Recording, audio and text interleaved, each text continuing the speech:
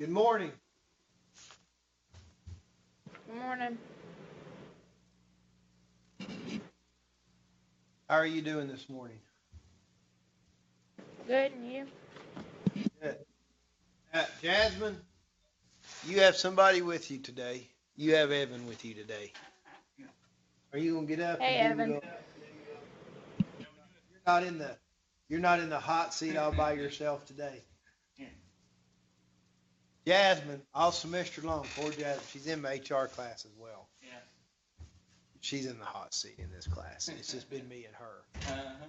And she doesn't have a strong animal background, Yeah. so she's been in a hot seat. Oh yeah. So Well, I'm sure maybe, she, maybe we'll take a little bit of the heat off of her today. yeah, you'll have some heat off of you today. Does that sound good? Thank you. Yeah.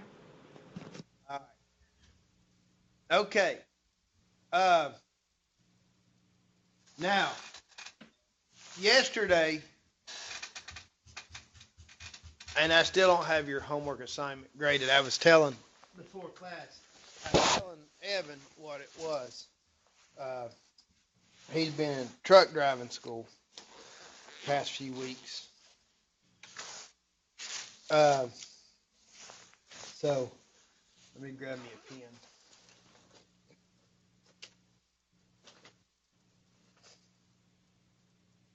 Anyway, that's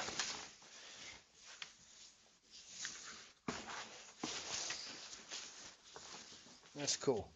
So anyway, I got something to show you guys.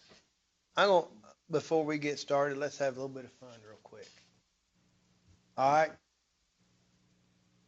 Is that all right with you, Jasmine? Is it bouncing, right? Yeah.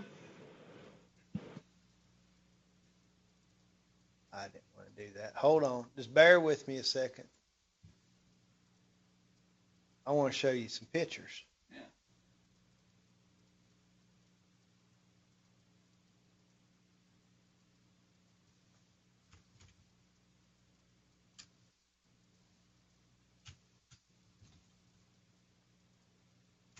Something I've been working on is my winter projects. I started last winter, and I've been working on it some this winter.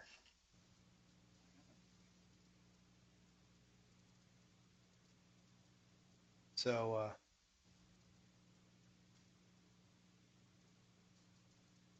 let me show you. I'm building a saddle. That's just my Cheyenne roll here. There's another picture, the back of it. I don't have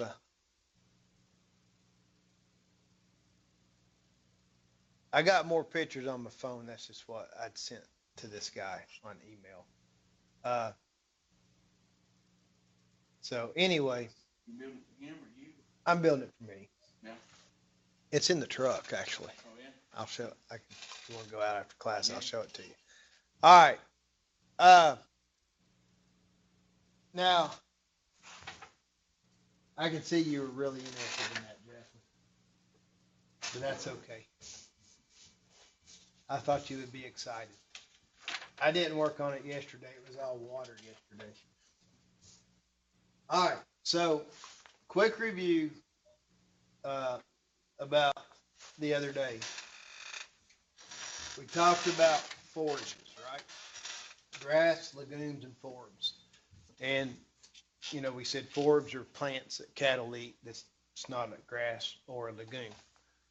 And then we talked about cool season and warm season grasses and listed the main cool season grasses of fescue, orchard grass, timothy, bluegrass, wheat, rye, oats, triticale, the small grains.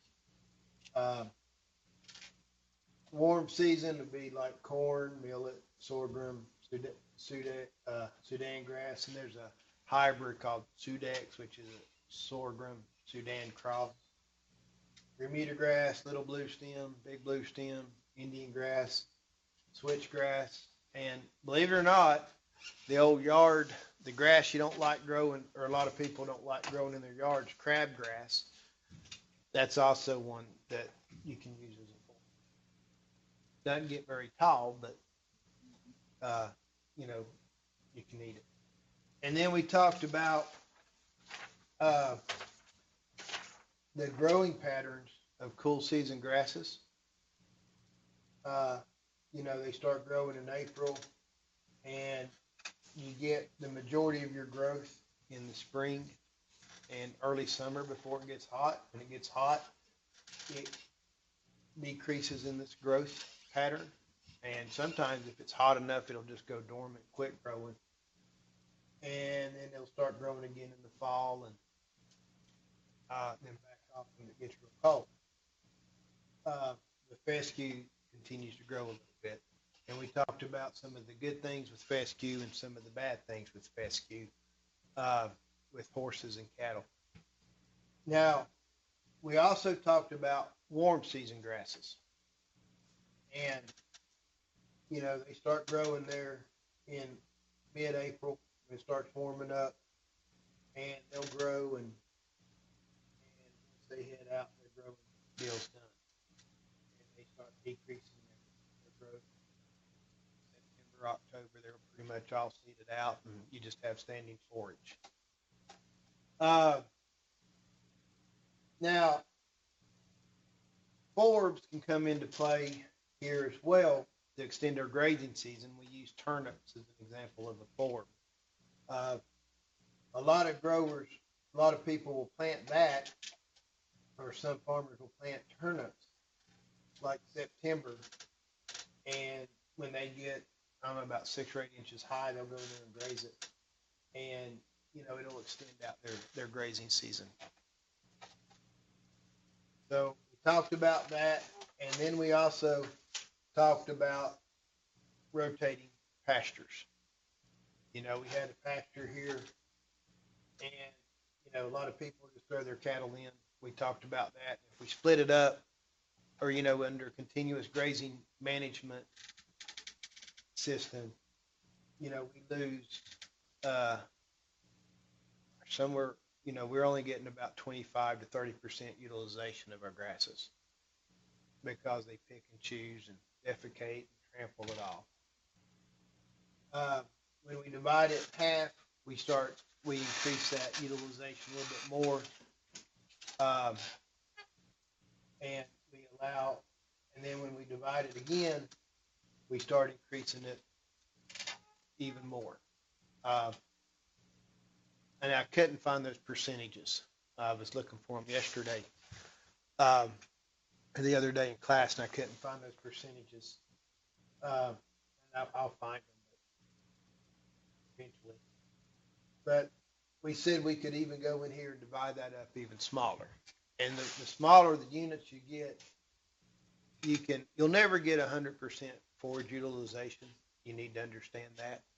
But you can get up in the 80s and 90s. Now, in order to get that much, you may be moving your cattle twice a day.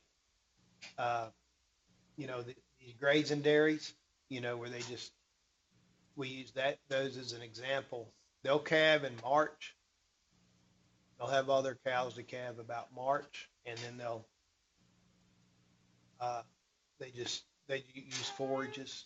Basically, they will feed them grain, a little bit of grain while they're in there being milked, and then they kick them back out. And so a lot of these grazing dairies, what they'll do, they'll give them enough forage to last them from one milking to the next. And of course, the size that they use for their little paddocks depends on the forage and depends on the season of the year and how much forage is in there. So those sizes vary greatly. So you have to be a good forage manager when you're getting down to those details. And you got to remember too that soil fertility differs. You can, even though you may fertilize everything, your part of the country, it's going to be different because your part of the country, Jasmine, it's fairly flat. It's rolling, right? You don't have Yes. a lot of steep Yeah.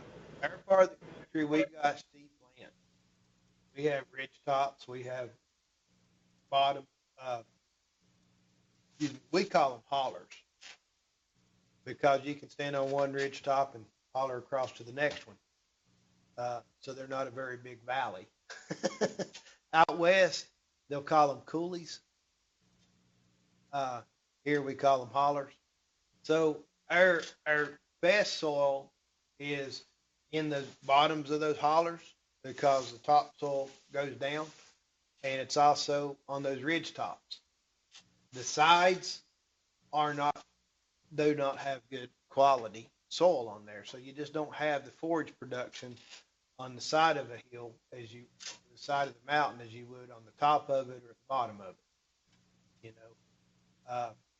So you know, and you have different soil types within the pasture as well, and that affects output of forages. So you got to keep all that stuff in mind. So John's soils class really comes into play with forage production. So I wanted to show you. I forgot to get this out a second ago. I wanted to show you some pictures about controlled grazing and talk to you a little bit about this farm I worked on down in Wilmington for about a year when I got married and I moved down there. So if you'll bear with me a little bit, let me get these pictures pulled up because I was talking to Evan this morning. We were getting caught up and I just totally forgot to pull these pictures up. I was trying to get him up to speed on some of these things. Uh, When you're grazing with all these different forages, can you overdo them in one area? You know how, like, say you raise the back end, you can only raise it so much, keep the soil, and you put something else in there for a while. yeah. Is that something that you run into with them? Like I say, all we've ever dealt with pretty much is Right. vegetables, Right. Hold on a second. Jasmine, can you hear him talk? No. Okay. He asked a really good question. He asked if we're doing, with these forages, can we deplete? Uh, can we deplete the soil nutrients? And that is a good question. Um, the answer is yes. Okay. Even in pastures where it's just grass all the time, if you think about it, let's go back to philosophy here. Uh, in in a in your case, you're doing a cow calf operation.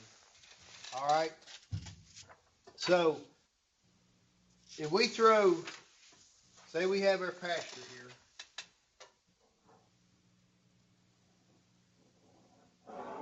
all right, and this could be a pasture or a paddock. It doesn't matter. Okay. But we throw cows and calves in here, right?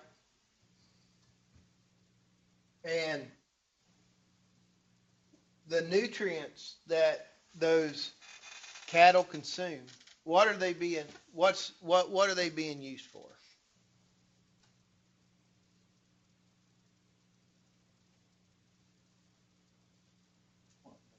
The nutrients from the forages, from the grass. The cow eats them. What happens to those nutrients? Who uses them? Okay, the cow uses them for, to gain weight, right? And if depending on the stage of production, she's using them for milk production, right? You agreed to that, Jasmine? Yes. Okay.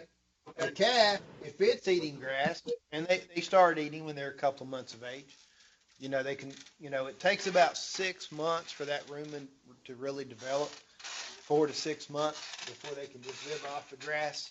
So like people that get these bottle calf, and dairies that do these bottle calves, they give them hay to develop that rumen, but it's mainly milk and grain with some hay to get that rumen developed. They have to have that forages to get it developed. And then they get them weaned off that milk as soon as possible, because if you're doing bottle calves and you're buying milk replacer, it's expensive. Dairy cows just use some of their milk. Usually the milk that they can't sell, like from an antibiotic treated cow or something, with mastitis. But I think they do that. But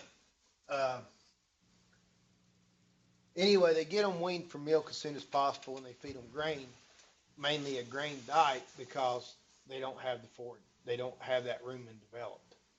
So, but once these calves start eating grass, they're using grass to grow, right? For muscle growth, they're using the protein, they're using the energy, and they're also using the minerals in that grass, right?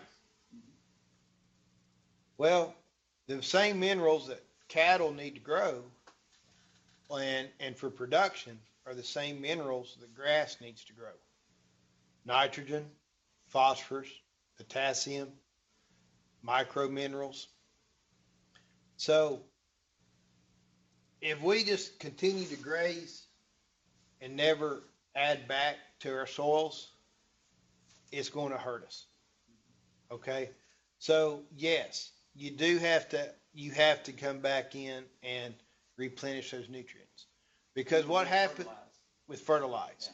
So you don't have to exactly rotate them, but you fertilize them like you normally do anyway. Yeah. Now some of those crops you probably want to fertilize or rotate, corn, because it gets to be, you got to add so much nitrogen.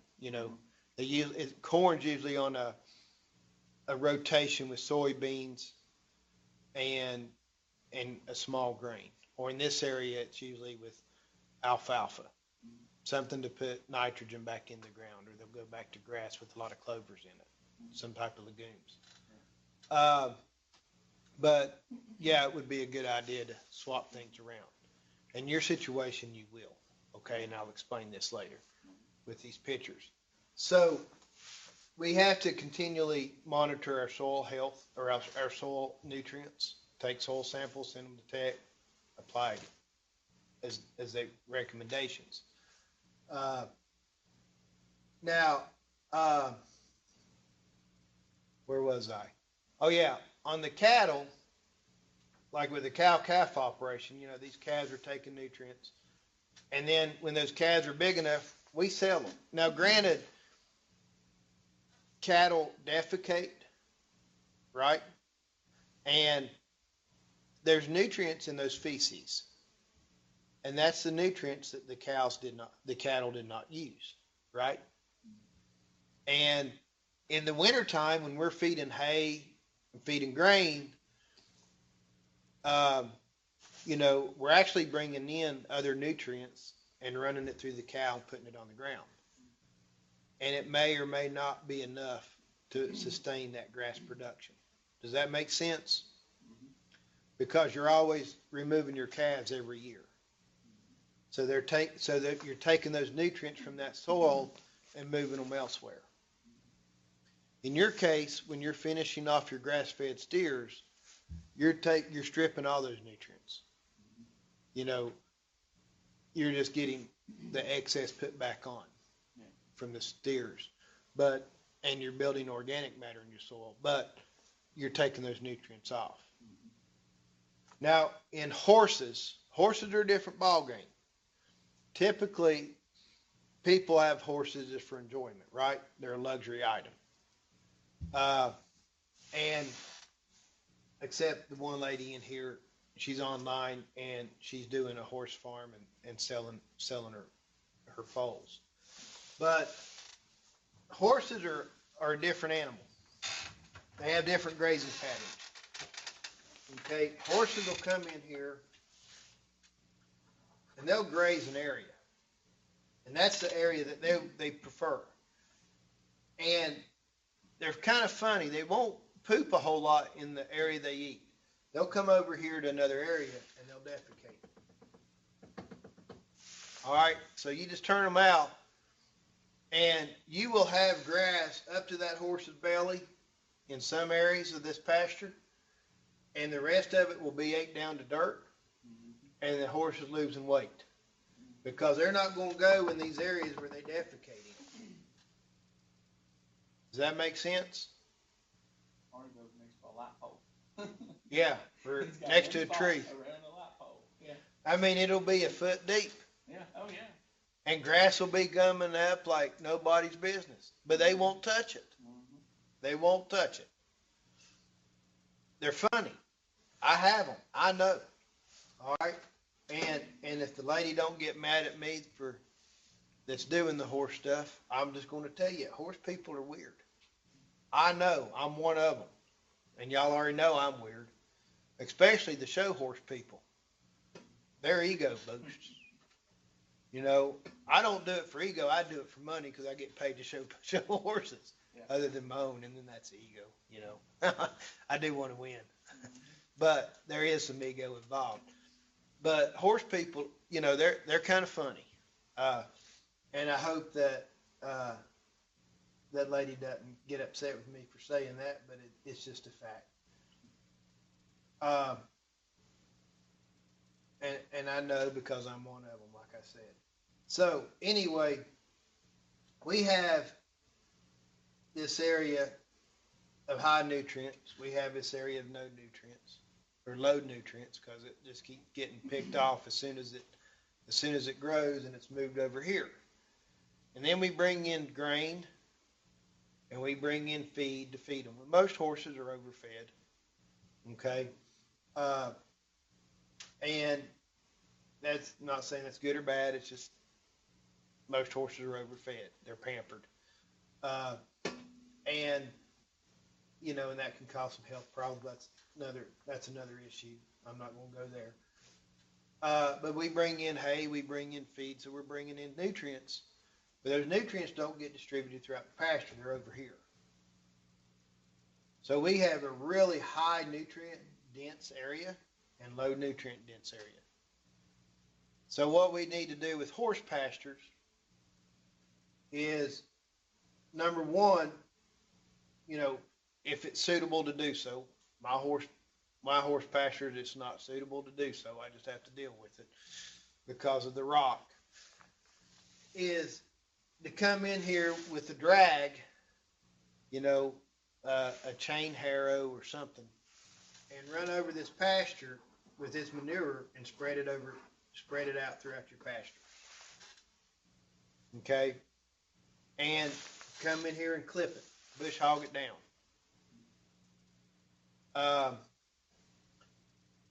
And as well, divide up your pastures and make them come in here in these nutrient-rich areas and spread this stuff around. Okay? So I'm kind of catering this part here to my horse people. Okay? But that's just the way horses are. And if you can do it and run cattle in there as well, they'll go in there and they'll eat. You know, and you can run mixed species, they'll go in there and take this other stuff down. Horses will eat it if it's tender and their manure's not there beside of it. So spread out your manure, clip it down.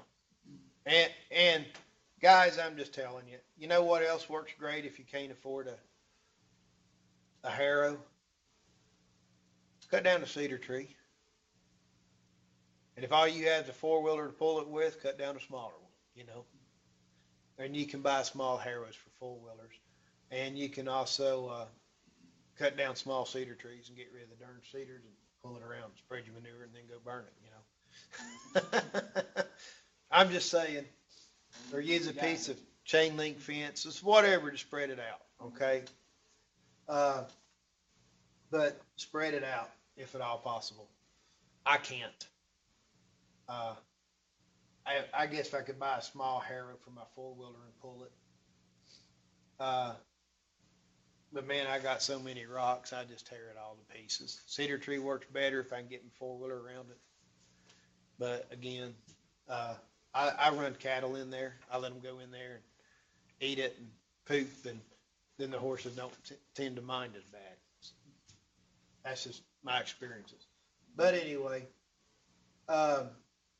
horses have a different pattern. And so what we end up with is a nutrient-rich pasture for horses because most people just have trail horses, and they're not moving them off. They're not moving those nutrients. Once that horse gets grown, they're expelling any of the excess nutrients. So you kind of have that balance, and then you're bringing in hay and you're bringing in feed.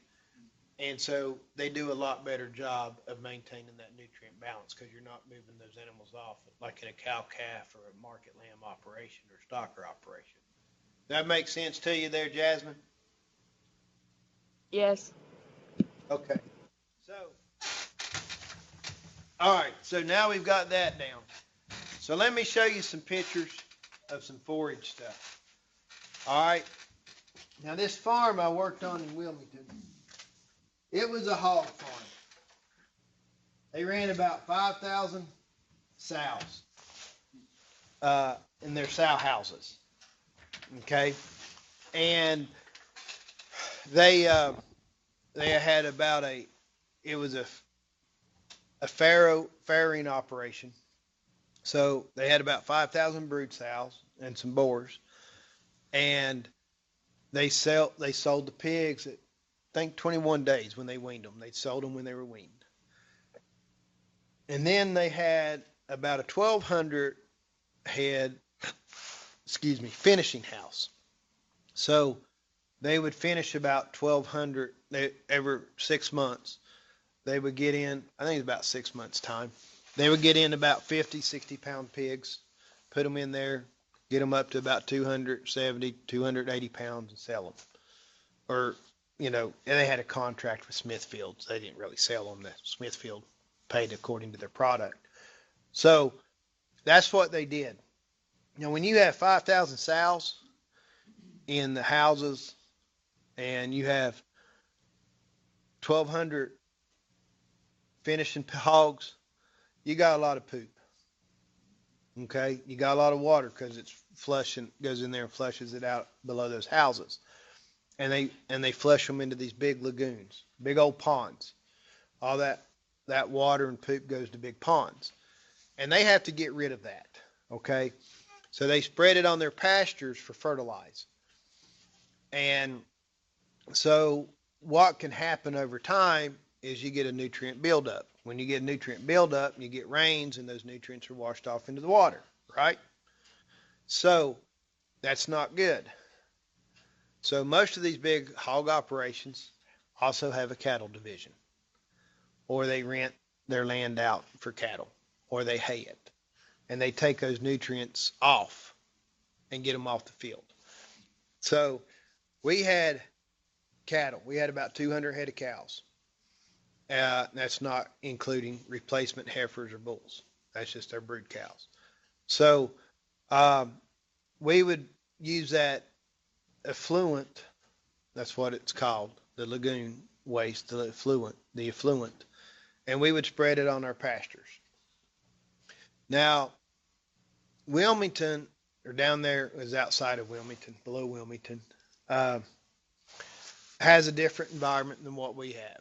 It's warmer. Fescue does not grow real well there because it's so hot in the summertime.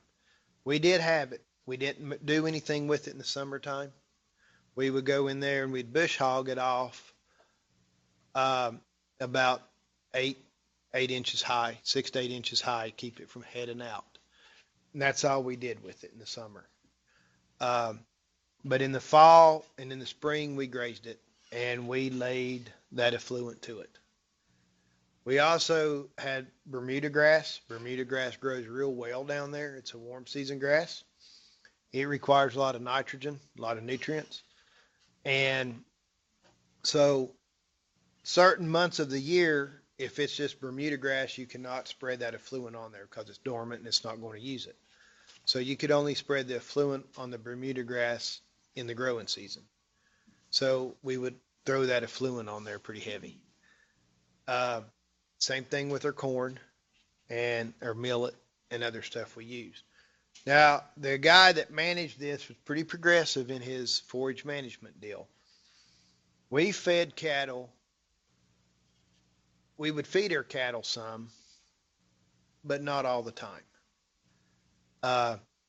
Typically, we'd feed them about 2 to 3 weeks at a time. because we rotated pastures a lot and we had a lot of alternative forages. Now, sometimes in the winter time when we ran out, we'd have to feed for a month or two. But typically that was about it. And I'll show you what all we did. Uh, Let me show you some of these fescue pictures in the summertime. You know, this is just a summer picture of fescue. Uh, it's just dormant, no cows on there. We didn't raise it for hay, or we didn't. I We can't. didn't. I No, can't you see the can't see it pictures. because it's on the document camera, and neither can Evan. But nobody said anything to me about that. Y'all just went. Evan just went on. I'm glad you spoke up. So that's just a fescue pasture. And you can see we got it clipped down. There's, of course, I had to get a head in there to show you. I actually picked that out to show you what fescue looks like. Okay, that's the seed head of fescue. But the rest of it, you see it's all clipped down. And it stayed green. But this was summertime. You see it's pretty dormant. A lot of brown in there because it just kind of quits growing when it's real hot. And it would get hot. 90, 100 degrees, and this stuff just did not grow.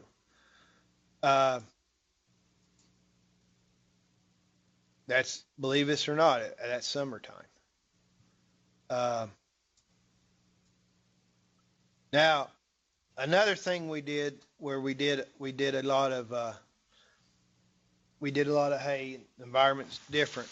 You know, it wasn't nothing for us to be cutting. We cut hay, some rye one time, or in February. And of course, you're not going to get it cured out, but you know, it wilted enough, got dry enough, we were able to put it into haylage bags and make haylage out of it. So it's about 32% dry matter. And that's like, you know, making silage with it. So,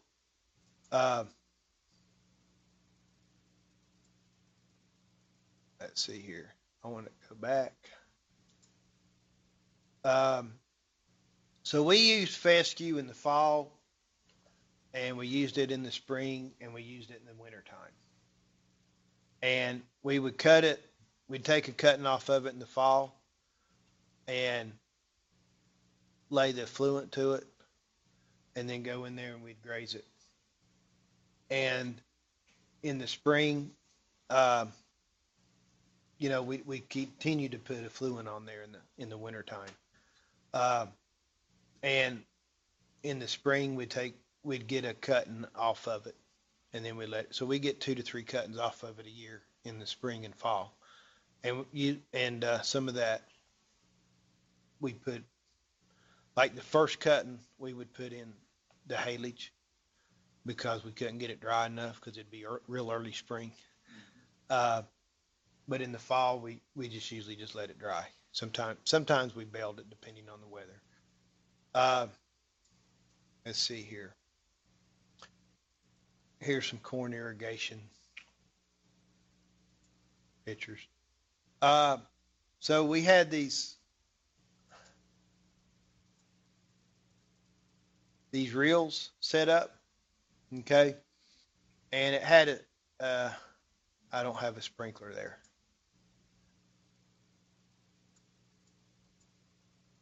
Okay, that's hose, and we had underground pipe going to the lagoon. We'd hook up to it, and it had the head, the sprinkler. You can't see it there, but it was shaped like a triangle on the bottom and set on wheels, and then it had a pipe coming up and a sprinkler head, and it would shoot water out, or that effluent. This is actually water. This is on somebody else's land we were irrigating. We hooked it into a pond, but and that it retracts back to the deal. So you will have, you know, you do have to drive through your corn to pull that out. And so, you know, you lose a little bit of corn, but you can get rid of that effluent. Now this,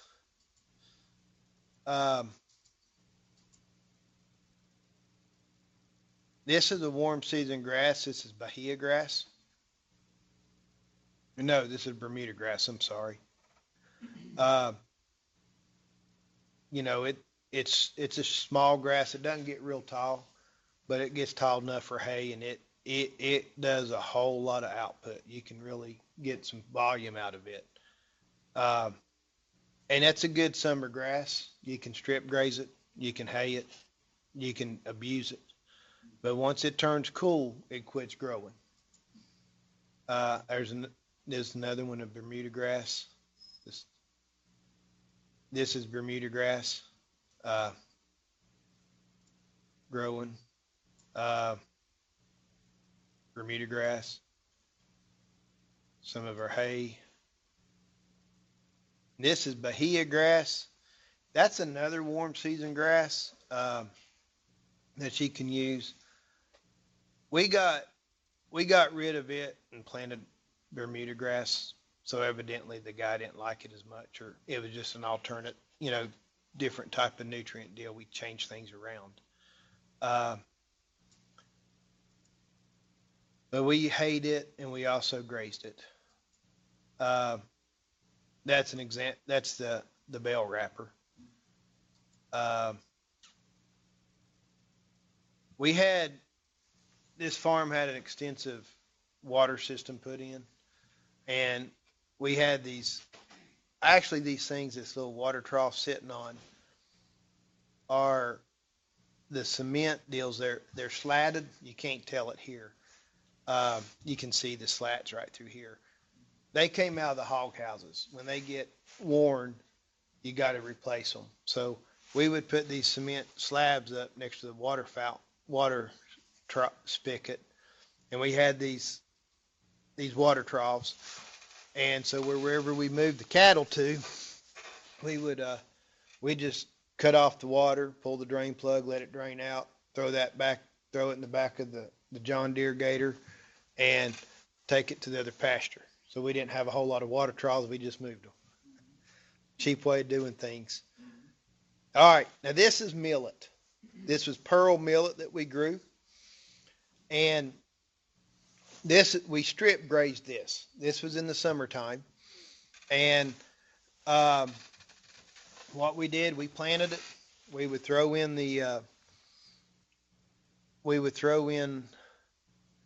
we lay that effluent to it to get it to grow, and then we would come in here and do a one strand of poly wire, and we'd come in here and we'd graze this. We'd strip graze it. So this is 8 down. We're getting ready to move the cattle. I took some pictures. You can see, we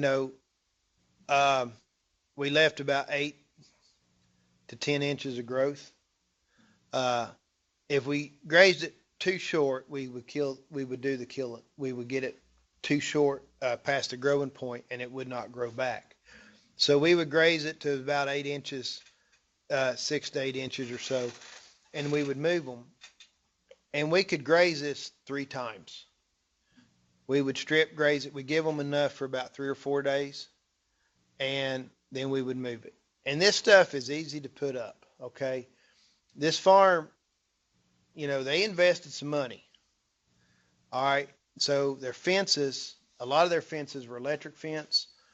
What was an electric fence, just a regular woven wire fence or that square fence, we put a strand of electric fence on the inside of it for 2 reasons. One, to keep them off of it.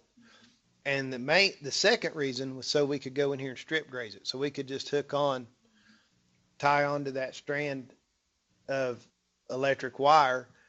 Of course, you cut the electricity off first, otherwise you get shocked. And we used those little fiberglass posts, and we had a little unroller, kind of like a gigantic fishing reel. We'd hold it, stick our hand out, drive across the pasture on the gator to the other side of the pasture and unroll it, pull it up tight, go back with the gator and punch in the posts, just punch them in the ground and hook it on there, and hook it up, go cut the electricity on, and you were good to go. We were able to stretch it out.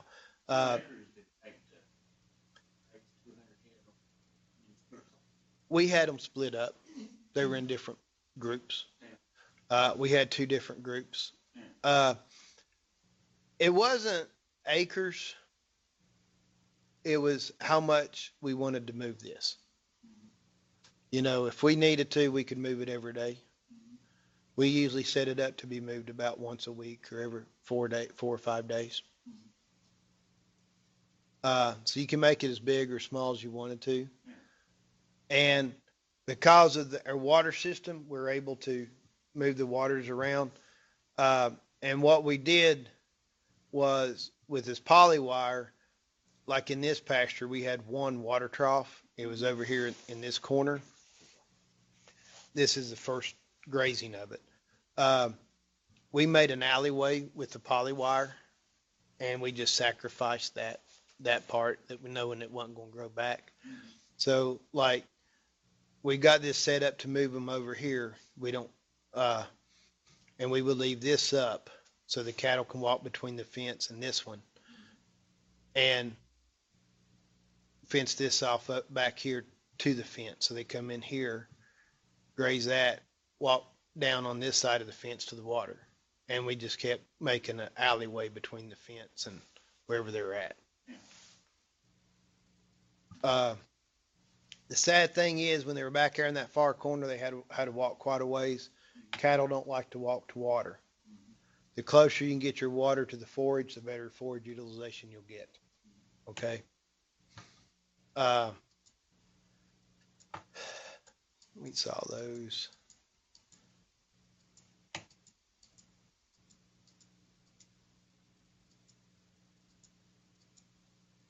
Okay, this is a cow grazing some of that fresh millet.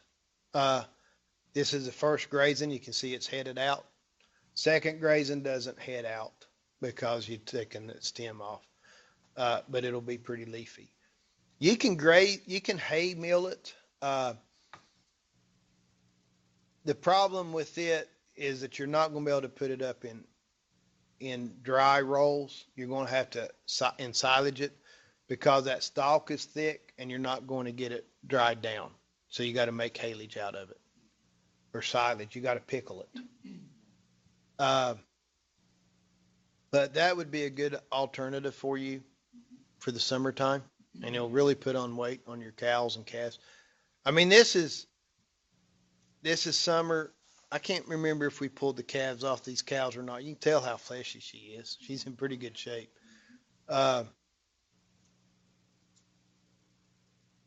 This bird here is what was that? Not an egret, is an ibis. And they blew in on a hurricane and they hung out. They were all over the farm. They hung out there at those lagoons all the time, eating bugs. But that's another picture of grazing millet. They're happy. They're fat and happy and sassy.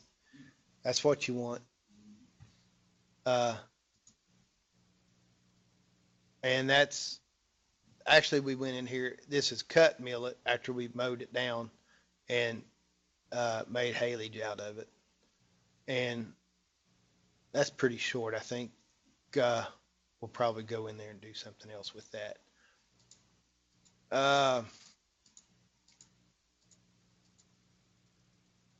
There's millet before we grazed it.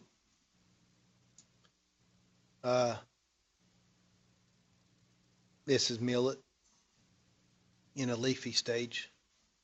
You can see all that leaf. Boy, they love that leaf. They don't like stem, but they'll eat those leaves up, full of nutrients. More pictures of cows. I love cows. I like pictures of cows. Now you can see what we did here. This plant here is fennel. It's a weed. But you can see what we left, what we're getting ready to go into. You can see how simple that is, putting up. Poly wire is a great thing. You can see the big difference there. And this had already been grazed once. This is the second or third rotation. Because that's not headed out. There's a few of them headed out, but not very much. Let's see, we saw those.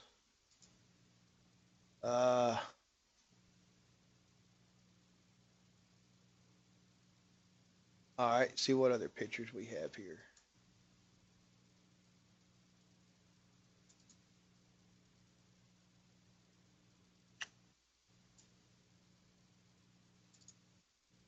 All right, let me just show you this finishing deal. This is Lake Funston. Name of the farm was Funston Farms. This was the 5-acre lagoon or 6-acre lagoon. We just called it Lake Funston. These are the farrowing houses where those sows were in a commercial sow unit. Pipe sticking out, is it just directly, like, out? No, these are feed bins. Everything's automated. They're on timers. Pipe straight down below them being that it's- Oh, That's where it run out? right here. Yep. Yeah. The manure, the hogs are sitting on a slatted floor, this concrete slatted floors, and the manure is pushed down. They're fairly clean, believe it or not. They keep that manure pushed down, and then ever so often we pump this. This water's pumped out. It's recycled, and there's tanks. I've got some other pictures here. This is a finishing unit, finishing hogs. There's those concrete deals we had around the water trough. You see how clean that is? Oh, yeah, yeah, it is. Very clean. And those are on timers. Now these finishing hogs, they're on full feed. The sows are on limited feed. They'll get too big. But we want feed in front of these all the time. And the waterers, you don't see any waterers in there, but it's because they're nipple waterers. And let's see if I got a picture of one here. Yep, right here it is. Water pipe comes down. They can just put their mouth on that nipple and get all the water they want. Hogs are destructive, so you're always welding these things back up, and they're bending them, and they're a pain in the butt, but it works. It's just the nature of the beast. Now, these are holding tanks, so the water from that lagoon, some of it is pumped back here, it's flushed back here, and it gets so hot, and it's got a float valve. When it gets so high, it'll flush out. You see, this is concrete. This is the manure pit underneath the houses. So ever so often, like every hour or something, or maybe sooner, I never did time it. This flushes out all that manure into the lagoon, and then the water starts filling back up in here again, and it flushes out again. So when you empty out the lagoons, you don't empty it all out because you got to have some of that water in there for this recycling process. This is a sow unit. These sows are individually crated, and they're in gestation, and those are the feed tubes, and they all have a nippled waterer, and they're happy. These are generators in case we ever lost electricity. As you know, hogs can't sweat, so we had a misting system in there for the summertime. It would blow water out, clean water, into a fine mist, and exhaust fans were there that you could regulate the curtains and the misting and have an air cooled type system. And so if electricity went out, you had to have generators that would kick on really quick, and they would always run. Every so often they would kick on, make sure everything's working right. What temperature do they keep it at? What kind of deal for all? I'm thinking about 60, 70 degrees. Oh, yeah. In the summertime, in the wintertime, it wasn't bad. It was cooler because it wasn't heated. Now the farrowing unit was, because those baby pigs. And we had heat lamps on them because you have to keep those warm but the sow cool. So you use heat lamps. But you can raise up those curtains, and the body heat from these pigs and the manure pit, it would heat. So we would, you may not have them up all the way all the time. And now it didn't get all that cold. There were a couple of days it was down in the teens, and that was about it. But believe it or not, it was kind of windy in here. It's always noisy, but there's always a breeze through here of air movement, circulating air, because you wanted fresh air. Otherwise, you'll get them sick. More pictures of pigs. baby pigs. Everybody likes babies. And you see they're all huddled up underneath the heat lamp, all happy, right? Now, the water was pumped out of these lagoons by these big pumps. I mean, look how big those pipes are. That come out in force. I forgot how many gallons a minute we would put out. That puts out. It's tremendous.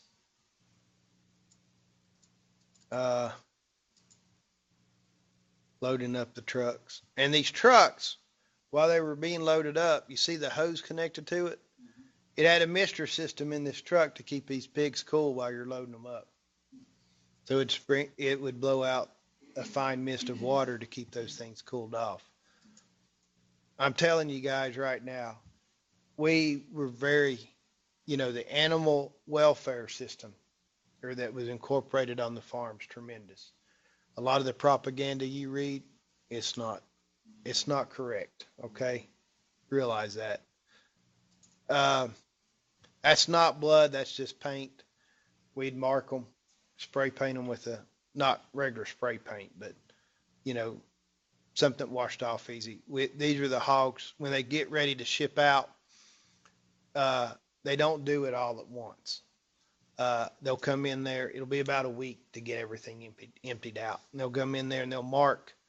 They'll just paint the pigs that's ready to go, and all those pigs go. And then the next week or a couple of days later, the next group will go. They'll mark them with different colors.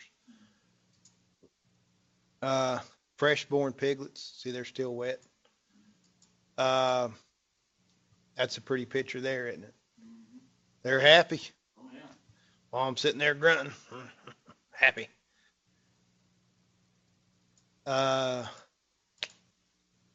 There's another picture of the reel and that water coming out of there. Those big pipes. A lot of force. I don't know how that one got in there. There's some outdoor pictures of those houses. The sow houses. The lagoon again. Going back through this is another fairing unit. Biosecurity here, guys.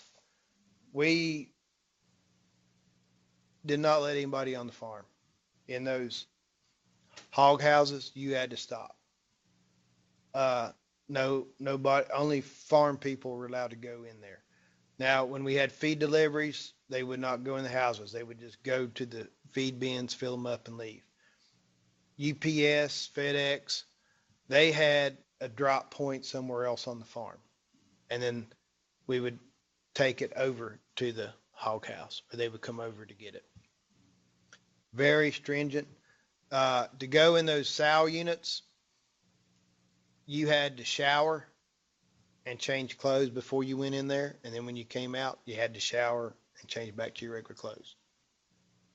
Shower in, shower out. Very stringent. And if you worked in the hog unit and you had to go over to the finishing unit, you had to shower before you go back into the sow unit. This was an old style. We don't have the curtains here, but a lot of misters. You see the ventilation fans. Oops. Messed up there. I don't know what I did. All right, here's a picture. It's not a very good picture. This was in the old sow unit house. I don't know what I just did here. All right. You see got two sets of curtains here. What did I do? Escape. Let me go back here. All right. You had a set of misters. You had an alleyway. You see the two walls, two sets of curtains. And you had misters on that once in this alleyway, and then the fans would blow it in there, and it really regulated well the temperature in the summertime, keeping everything cool and the airflow. A lot of engineering goes in this stuff, guys. Worked good. It was real cool. You go in there, like, man, it's hot. Let's go work in the sow house. Other than the noise. This is the machine I used to spread that effluent on the fields when we didn't use the reels.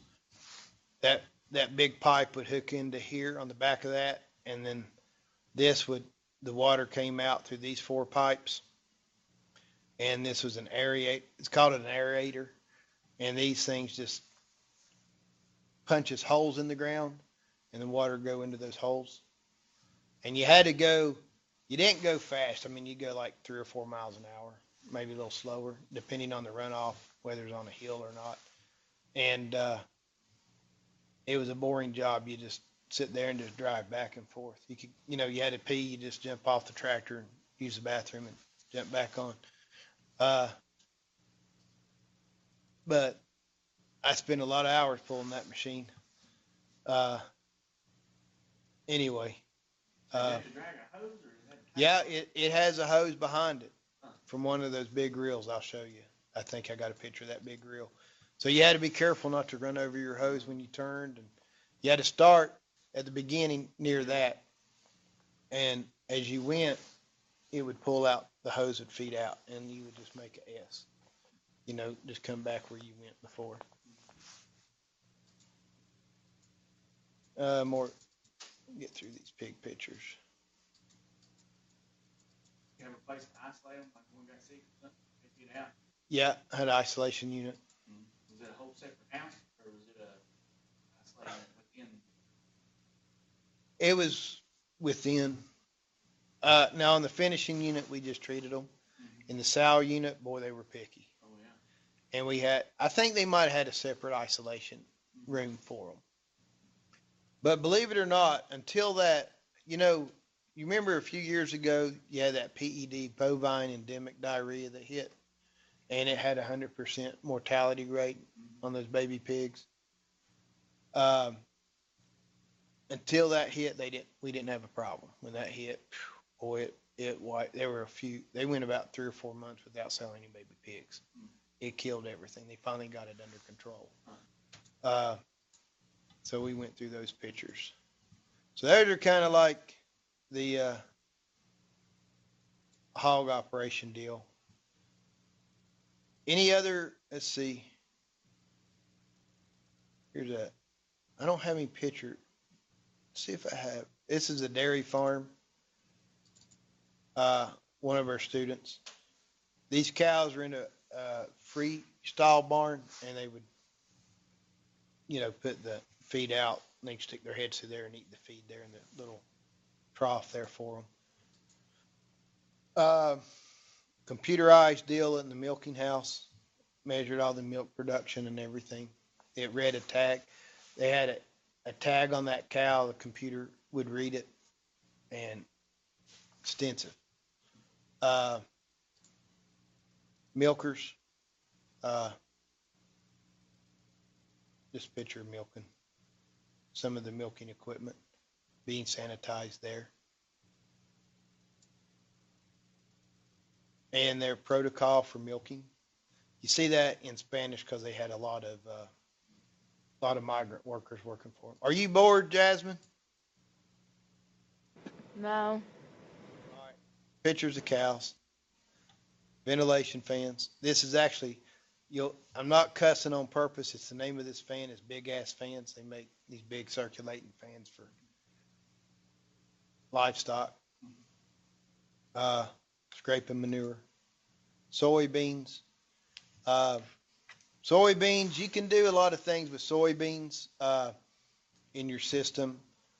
You can raise it for a crop, for soybeans. Or you can bale it. A lot of people bale them. And you can also graze it. It's a legume. Another alternative you can use. Saw those pictures. I'm trying to find, let me see if I can find that grazing dairy.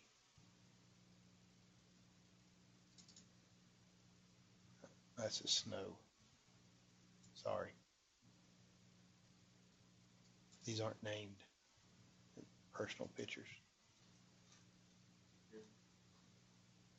Yeah.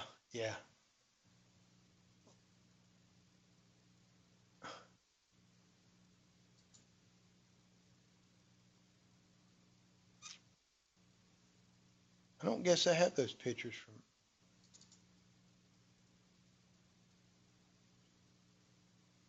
Here's some beef cattle.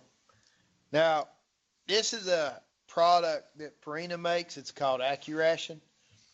We fed it to our weaned calves in Wilmington. We had these self feeders. They'd come in there and eat it. Um, Boy, they put on the weight with that. It's expensive.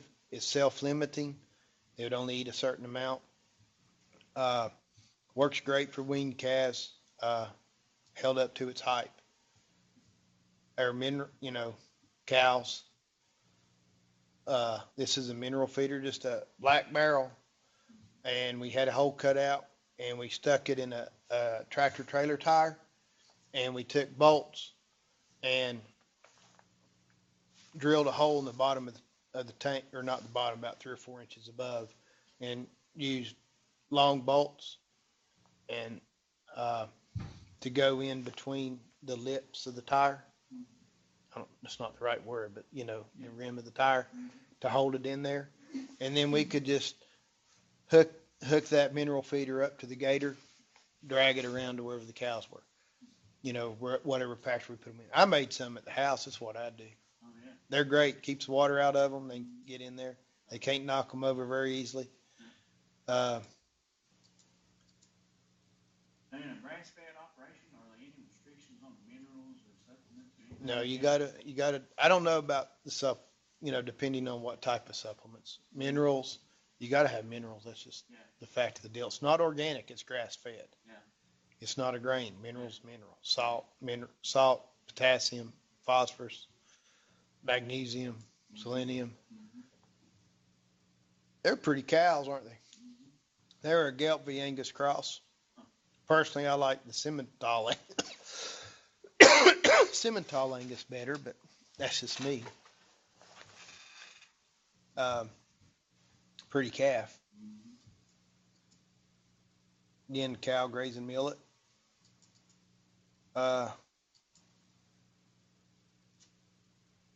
This is a feed trough. I guess one time they might have had a feed. We'd put our heifers over here during calving sometimes, where we could watch them close, and we could just dump the feed out here. We had a grinder, so all the hay not all the hay, but some of the hay we fed, we ground it up. Sometimes we set them out in feeders. There's a picture of the mineral feeder. Real sandy up there in the dirt. Real sandy. Yeah, it's real sandy. Real sandy soil. Waters, like I said, they had an extensive water system put in. These are ball waterers. There's a ball sitting here, and the cows push down, and they can drink, and it doesn't freeze. But they do leak. They're kind of, I don't know. Sometimes they leak. You got to know how to work on them. I never worked on them enough to figure it all out. But there's one of those or the self feeders for the calves. These are weaned calves, and it's hot. We calved in December. The guy that took over the management of the farm took over, and the cows were calving in January. So every year he was backing it up. He wanted to get to about a September, October calving season. Mm-hmm. And so he was working toward that. And so we were calving the 1st of December. He'd backed it up a month already in a couple years. So these were weaned about July. And so we knew the calves are going to stay out. In the far corner, because they always do, you know how weaned calves are, and they walk the fence. So you put those mineral feeders or those self feeders with that AccuRation in there where the calves are don't have to walk too far. So we stuck it near the shade. Pretty calves. Mm-hmm. Yeah. Okay, there's those pictures. I was trying to see what else we had. Y'all have bulls, y'all AI everything? We AI'd. I think we had like 3 bulls. Showed you the forage.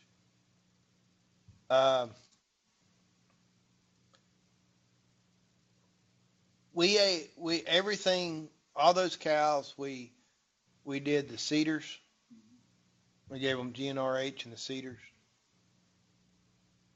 And then we pulled the cedars out. Was it GNRH or prostaglandin? I can't remember which. I have to look at that. I get so confused. So many different protocols. Then we give them another shot when we pulled the cedars out of either GNR. I think it was prostaglandin at that point. And then we did some heat detection, and we bred anything that came into heat up to a certain number of hours, and then at that certain number of hours, we ran everything through there and mass inseminated them. Yeah. What we didn't pull out for heat that was in standing heat, and so we only heat checked 1 or 2 days. Yeah. 'Cause I think it's like 72 hours or 60 hours or something like that. And we had real good conception rates. I think most of the cows were in heat prior to, I think we bred like 90% in heat before we just mass inseminated the rest of them. And most of them, when we preg checked them, came out to be preg checked in that heat period, in that AI time. That first heat cycle we had, and most of our calves, of course, that year I was there that first calving season, I was just there for a year, but 90% of our calves were born in the first month. You can, out of 200, that's excellent. We had a 60-day breeding season, and 90% were born in the first 30 days. You know how hard that is to do? That's some good management. All right, here's some interesting equipment.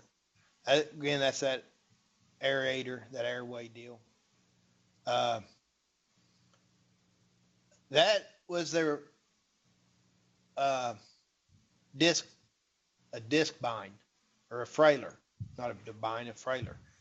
This thing had, it would cut the hay or a forage, and then it had these things on there that a frailer, they called it, that broke the stems. It didn't cut them again. It just broke them into, 4 or 5 places or so, depending on the length of it. So it would cure out faster.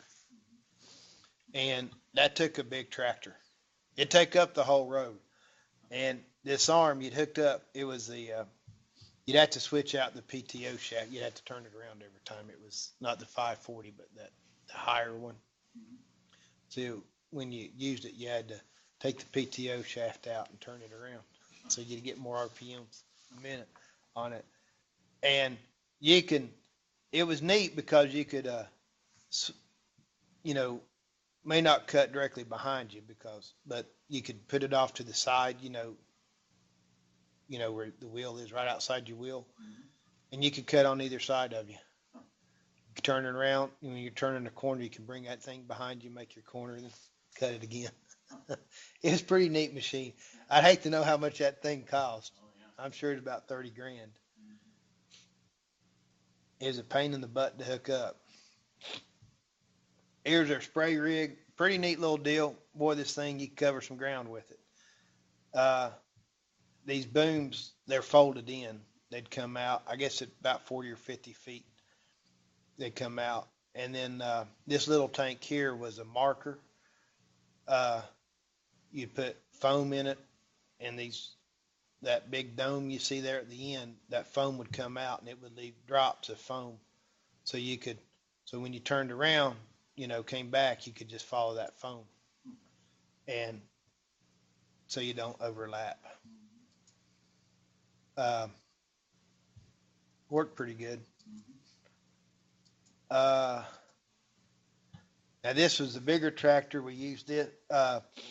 This on top of it, and this monitor here, GPS system.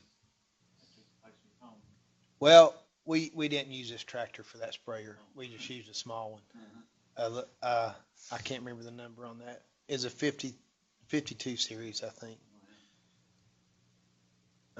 No, it was a 5400 we used. We had like when you're seed drilling in seed, it kept you from overlapping. Pretty neat deal. Today's technology in it. There's the monitor. You can see where you're going and everything, the tracking of it. So those are those pictures on that.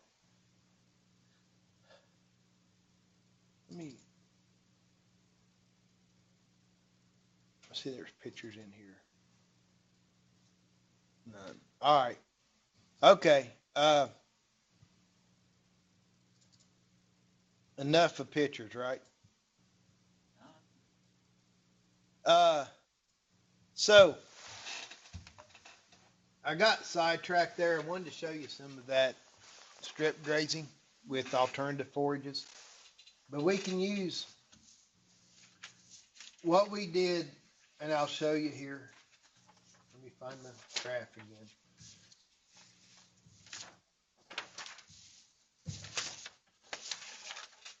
But this, taken into account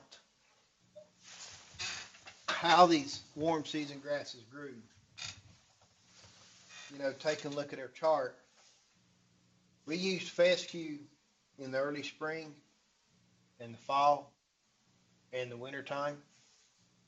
And we came in with millet and Bermuda grass and Bahia grass for the summer. And also in the winter time, the pastures where we had this millet grew millet. After it was done, we'd come in there and we'd drill rye or oats in it. And so about December, when we grazed up our fescue, we would come in here in those pastures where we had that millet, and we would strip graze the oats or the rye. And then we'd pull them off and back on the fescue pasture again. And then when it was ready to be regrazed, we could come in there and do a second grazing or third grazing between that and the fescue until, we planted the millet.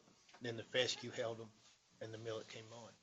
And so when we said we fed, but we didn't feed for several months at a time, we would feed during these gaps of forages. If the millet wasn't ready, we may be feeding in July because we had to let that millet grow a little bit. So we'd throw them somewhere and give them some extra hay, and we'd put them on Bermuda grass or something.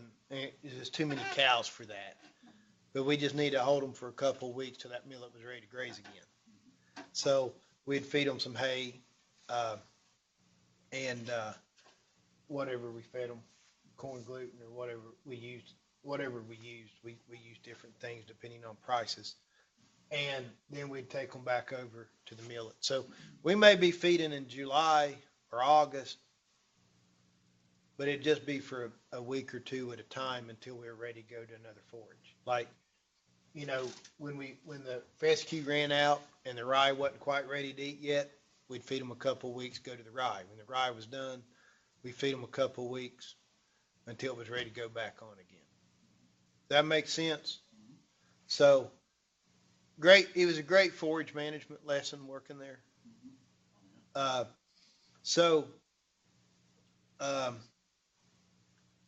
wanted to talk a little bit about that.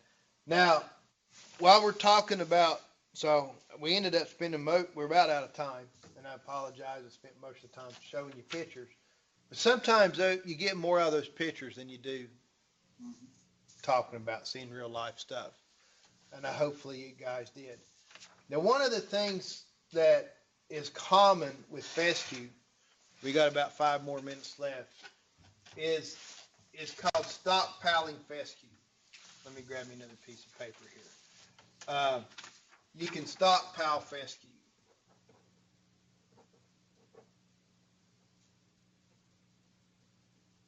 And this will extend your grazing season as well, okay? So what you can do is, hopefully you got your farm divided up into different boundaries, right? So you take one of your fescue pastures and you usually do this in August, you go in here and you clip it, okay? Get it down to about 4 inches. Get all the seed heads off of it. So you go in here and clip it. Then you add about 40 to 60 pounds of nitrogen per acre. And you just leave it alone. And you let it grow September, October, when it gets cooler, for that second growth. And then you can, after that first frost, usually wait till it frosts, let it grow real good till it frosts, because then it starts to not grow as much. Then you can come in here and you can graze it. You can either just turn them in there and let them graze it, or you can go in there and strip graze it and get better forage utilization by strip grazing it.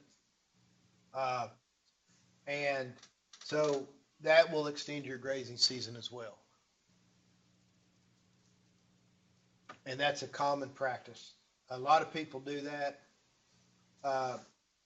And they may not, and they may not come in there. They probably don't get as much growth as they typically could get if they came in there with applying more nitrogen.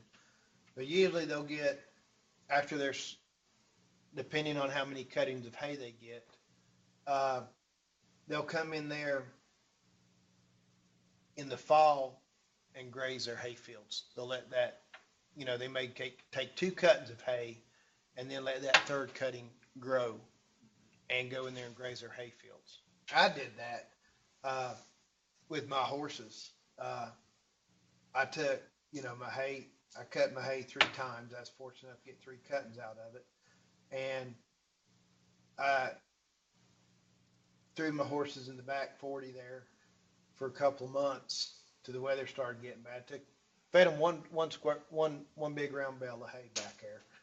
And then I guess about December, I brought them in and threw them in my hay pasture. They're still in there. And I gave them a few square bales when we had a lot of snow on the ground, but they didn't eat it. They just dug through and ate the hay. Then I set out a round bale a couple of weeks ago, and then gave them a little bit of hay yesterday. I haven't fed them hardly any, those 3 mature horses. I haven't fed them hardly anything this winter. They're fat as mud. They're fatter now than they were when I turned them out after riding them all summer.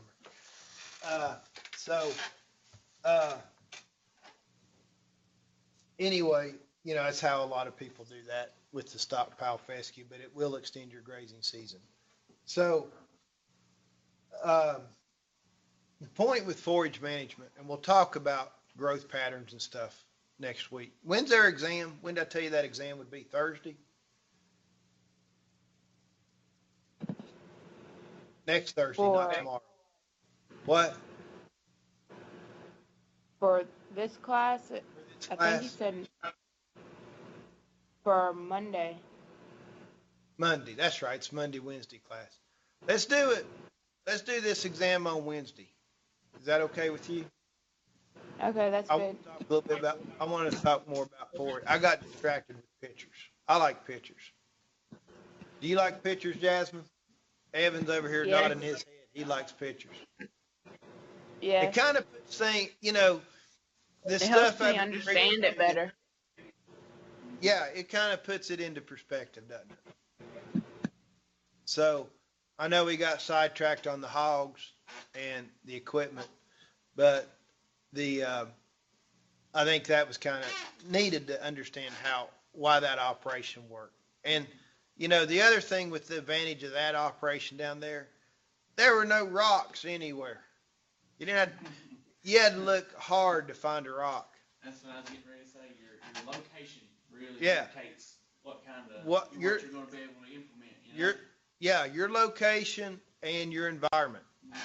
Mm-hmm. Like I said, in the wintertime, it was 40, 50 degrees most days. The wind blowing, and it was cold. I know you think I'm lying to you. 50-degree days all the time. You got to remember though, we're next to the ocean. The humidity was always high, and you always had a breeze. And it was, you know, you had that old cold, humid wind, and when it was in the 40s and 30s, by gosh, it was cold. It got down to one morning I came into work and it was like 19 degrees, and the wind wasn't blowing, and it actually felt warmer than it did at 30 degrees with that constant wind and that humidity, because that humidity was froze up and the wind wasn't blowing, so it wasn't too bad. What was worse, being on the coast or the Midwest? Toss up. They both suck To me, sometimes. no. To me, the coast was worse. Oh yeah. I did not like the coast. Yeah. That was one of the coldest winters I've ever spent. Huh. Now, I've been out in Nebraska, in the sandhills of Nebraska, working cattle, and it be colder and blue blazes. Mm-hmm. All right.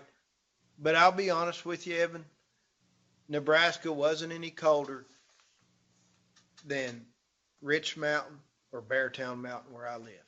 Yeah. Huh. We might have had a little bit more snow, Mm-hmm. but where I live, the wind blows all the time in the wintertime, and it gets pretty doggone cold, you know. And, you know, we'd be working cattle out there in Nebraska. It'd be colder and crap. You'd have to keep the vaccines in your pocket to keep them from freezing. You'd put we had a little heater we plug in. It's like a 2x2 or something, real small. I never seen one before. It does out there. And after, you know, you give a shot and you'd stick that needle, that syringe, the gun there in front of that heater, just to keep the ice from forming in the needle for the next cow. That's pretty cold. Pretty cold. You know, it would get zero. When it hit zero, some of those guys would be wearing a vest and a short sleeve shirt.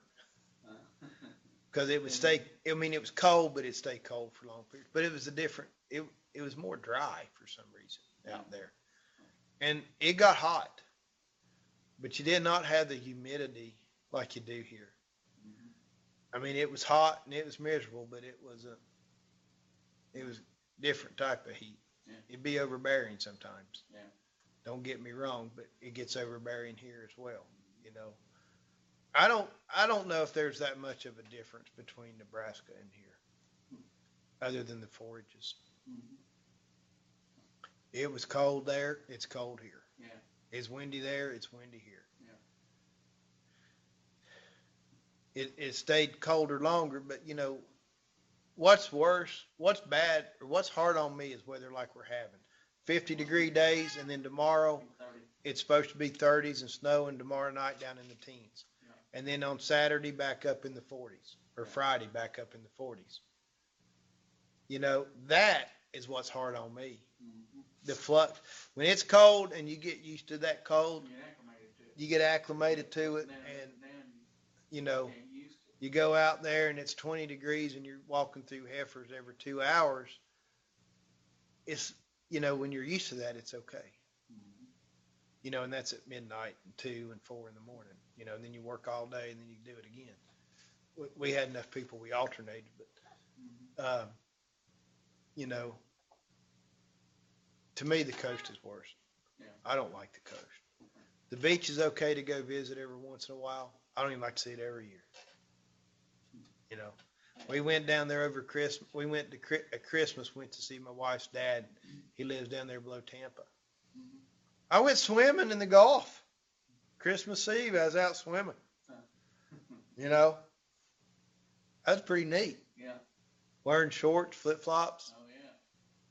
That's probably a picture you don't want in your head, but it happened. Okay. But I like my mountains. Yeah. I ain't gonna lie to you. Yeah. I like the different. Boy, down there in Florida in the summertime, it's just miserable to me.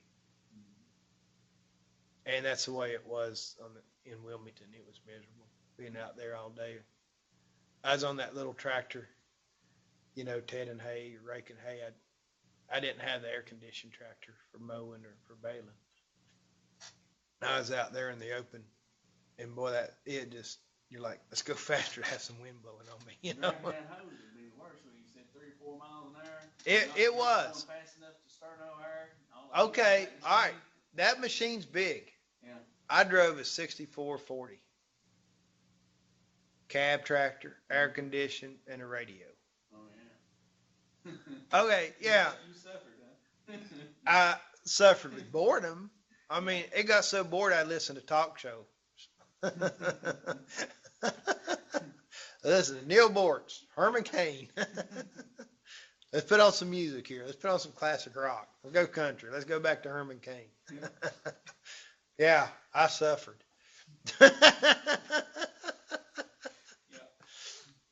But, you know, I spent a lot of time on that 5400. We also did contract fence work. Oh yeah. And so I did a lot of fencing, or I was the guy on the tractor driving pulling the driver. I had the easy job for the most part. Sometimes, boy, it got pretty hairy. You got sinkholes and like, man, it won't slip here, And it was scary at times. And then going through them swamps. Luckily, we did it in the wintertime when the water moccasins were gone. But we had to get an excavator to pull me through there one time to drive in post. He was pulling me, and I was on the tractor and mud up. I don't know why it didn't ruin the engine. And the poor guy sitting there driving in the post, they were standing in it. Like I said, I had it easy. Yeah. But those guys says, "Oh, we'll pull you out of here at the 64. Is this a 6240? I think."